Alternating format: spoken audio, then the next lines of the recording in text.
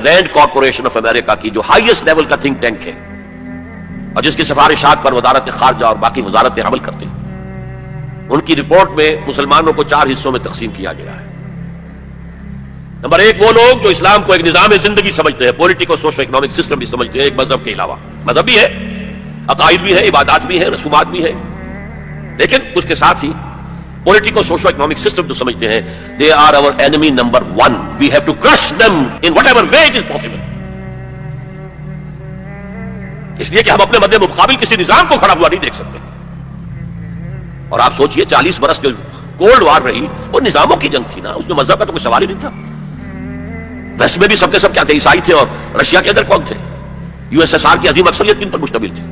یہ چند مسلمان ممالک چھوڑ دیجئے، قازقستان وغیرہ، تو باقی تو سارا وہ عیسائی تھے نا۔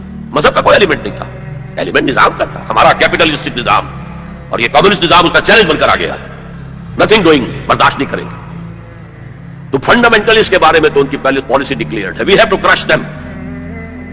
نمبر 2 ہے ٹریڈیشنل لوگ، روایتی علماء، یہ اپنے مسجدوں میں، اپنے مدرسوں کے اندر قال اللہ قال الرسول پڑھنے میں ہیں، تو یہ فی نفس ہی تو خطرناک نہیں ہے، لیکن اگر یہ فنڈامنٹلسٹ کے ساتھ مل جائے تو بہت خطرناک ہے، اس لیے کہ ان کے پاس جو ہے لوگوں کے ساتھ رابطے کا مستقل ذریعہ موجود ہے۔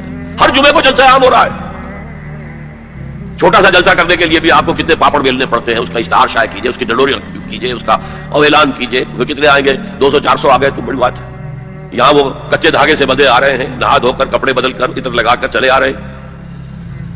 تو یہ ہے کہ بہت خطرناک ہے یہ، اگر مل جائے فنڈامنٹلسٹ تو انہیں دور رکھنا ایک دوسرے سے، اور ان کے آپس کے اختلافات کو بھڑکانا ہے تاکہ یہ کبھی متحدہ قوت نہ بن سکے، ٹریڈیشنلسٹ۔ تیسرے انہوں نے کہا ہے ماڈرنسٹ ہیں، جو اسلام کی ایسی تعبیر اب کر رہے ہیں جو ہماری تہذیب کے ساتھ کمپیٹیبل ہے۔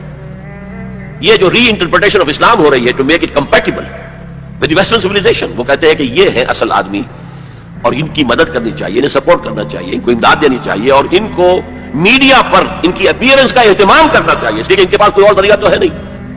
مسجد میں کون گھسنے دے گا انہیں؟ وہاں کون ان کے پیچھے نماز پڑھے گا اور کون ان کا خطبہ سنے گا؟ جوتے لگ جائیں گے۔